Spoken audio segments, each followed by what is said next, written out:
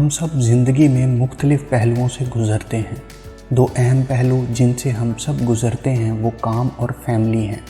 دونوں پہلوؤں کو ساتھ ساتھ لے کر چلتے ہوئے سب سے بڑا چیلنج اس وقت آتا ہے جب آپ کو کام کی پریشانیوں کو پیچھے چھوڑنا پڑتا ہے تاکہ آپ کی فیملی ان سے متاثر نہ ہو اور آپ خود بھی خاندانی وقت سے لطف اندوز ہو سکیں۔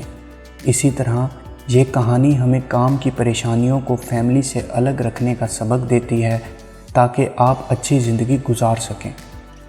ایک شخص نے اپنے پرانے فارم ہاؤس کی بحالی کے لیے ایک لکڑی کا کام کرنے والے شخص کو وہاں کا کچھ کام کرنے کے لیے نوکری پر رکھا۔ کام کا ابھی پہلا ہی دن تھا کہ اس شخص کا نوکری پر آتے ہوئے راستے میں گاڑی کا ٹائر پنچر ہو گیا اور پھر اسی دن بدقسمتی سے اس کی آری نے کام کرنا چھوڑ دیا اور واپس جاتے ہوئے اس کی صدیوں پرانی گاڑی نے بھی سٹارٹ ہونے سے انکار کر دیا۔ فارم ہاؤس کے مالک کو اس پر بہت ترس آیا تو اس نے اسے گھر تک چھوڑنے کا فیصلہ کیا، پر راستے میں جاتے ہوئے دوسرا شخص بالکل خاموشی سے بیٹھا رہا۔ گھر پہنچتے ہی اس نے مالک کو اپنے اہل خانہ سے ملنے کی دعوت دی۔ جب وہ دونوں سامنے کے دروازے کی طرف چل رہے تھے تو وہ شخص ایک چھوٹے سے درخت کے پاس تھوڑی دیر کے لیے رکا، دونوں ہاتھوں سے بڑے آرام سے اس درخت کی شاخوں کو چھوا۔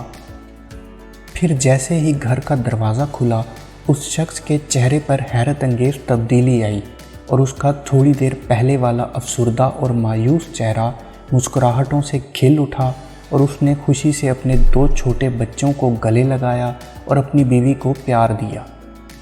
اس کے بعد وہ مالک کو کار تک واپس چھوڑنے آیا اور جب وہ درخت کے پاس سے گزرے تو مالک نے تجسس میں اس شخص سے پوچھا کہ تم نے پہلے درخت کی شاخوں کو ایسے کیوں چھوا تھا؟ اس شخص نے جواب دیا، اوہ یہ میری پریشانی کا درخت ہے۔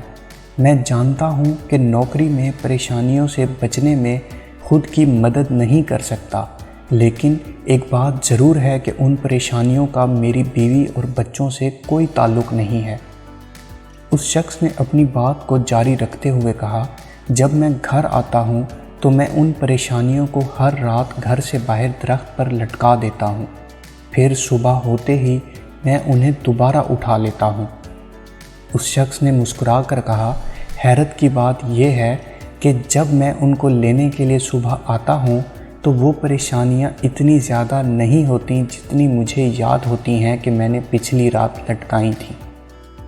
اسی طرح آپ بھی اپنی مایوسیوں اور پریشانیوں کو ایک جگہ چھوڑنے کے لیے پریشانی کا درخت حاصل کرنے پر غور کریں تاکہ ان میں آپ کے تعلقات خراب کرنے اور آپ کی خوشی چوری کرنے کی طاقت نہ ہو۔ آپ کا پریشانی کا درخت لفظی درخت یا کوئی پودا ہو سکتا ہے، یا کام کا دن ختم ہونے سے پہلے اپنے خدشات کو کہیں لکھ کر بھی پریشانی دور کر سکتے ہیں۔ آپ جو بھی فیصلہ کریں کوئی جگہ رکھیں یا پھر لکھیں، پر اسے ضرور موقع دیں اور آپ دیکھیں گے کہ اس سے آپ کو ذہنی سکون اور خوشگوار رشتے ضرور حاصل ہوں گے۔ ویڈیو پسند آئی ہو تو لائک کیجئے اور مزید ایسی ویڈیوز کے لیے ہمارے چینل کو سبسکرائب کریں۔ شکریہ۔